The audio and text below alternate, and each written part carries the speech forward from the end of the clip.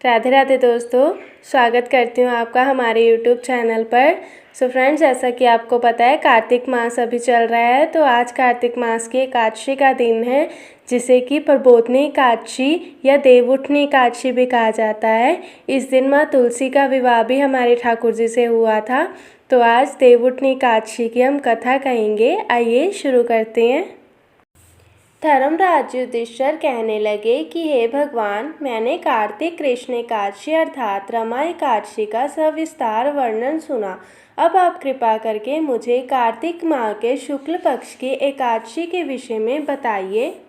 इस एकादशी का क्या नाम है तथा इसके व्रत का क्या विधान है, इसकी विधि क्या है, इसका व्रत करने से किस फल की प्राप्ति होती है, कृपया यह सब विधान पूर्वक कहिए। भगवान श्री कृष्ण बोले, कार्तिक माह के शुक्ल पक्ष में तुलसी विवाह के दिन आने वाली इस एकादशी को विष्णु प्रबोधनी एकादशी, देव प्रबोधनी एकादशी, देव उठव एकादशी, देवउठनी एकादशी, कार्तिक शुक्ल एकादशी तथा प्रबोधनी एकादशी भी कहा जाता है।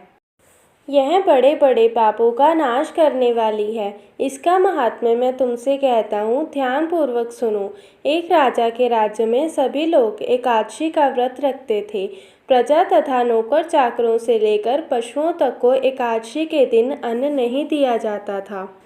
एक दिन किसी दूसरे राज्य का एक व्यक्ति राजा के पास आकर बोला, महाराज कृपा मुझे नौकरी पर रख लें। तब राजा ने उसके सामने एक शर्त रखी कि ठीक है, रख लेते हैं, किंतु रोज़ तो तुम्हें खाने को सब कुछ मिलेगा, पर एकादशी को अन्न नहीं मिलेगा। उस व्यक्ति ने उस समय हाँ कर ली, पर एकादशी के दिन जब उसे फलाहार का सामान दिया गया तो वह राजा के सामने जाकर गिड़गिड़ाने लगा, महाराज इससे मेरा पेट नहीं भरेगा, मैं भूखा ही मर जाऊंगा, मुझे अन्न दे दो।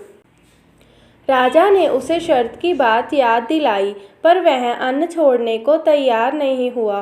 तब राजा ने उसे आटा, दाल, चावल आदि दिए। वह नित्य की तरह नदी पर पहुंचा और स्नान कर भोजन पकाने लगा। जब भोजन बन गया तो वह भगवान को बुलाने लगा, आओ भगवान, भोजन तैयार है। उसके बुलाने पर पीताम्बर धारण किए भगवान चतुर्भुज रूप में आ पहुँचे तथा प्रेम से उसके साथ भोजन करने लगे। भोजन आदि करके भगवान अंतर्ध्यान हो गए तथा वह अपने काम पर चला गया।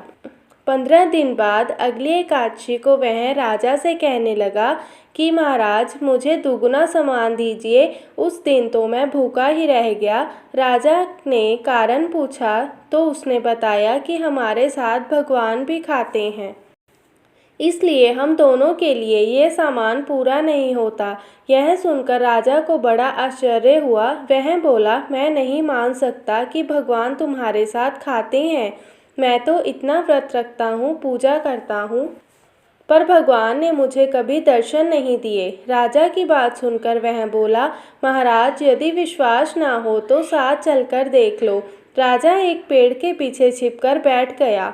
उस व्यक्ति ने भोजन बनाया तथा भगवान को शाम तक पुकारता रहा, परंतु भगवान ना आए। अंत में उसने कहा, हे भगवान, यदि आप नहीं आए तो मैं नदी में कूदकर प्राण त्याग दूंगा। लेकिन भगवान नहीं आए। तब वह प्राण त्यागने के उद्देश्य से नदी की तरफ बढ़ा। प्राण त्यागने का उसका दृढ़ इरादा जान शीघ्र ही भगवान ने प्रकट होकर उसे रोक लिया और साथ बैठकर भोजन करने लगे।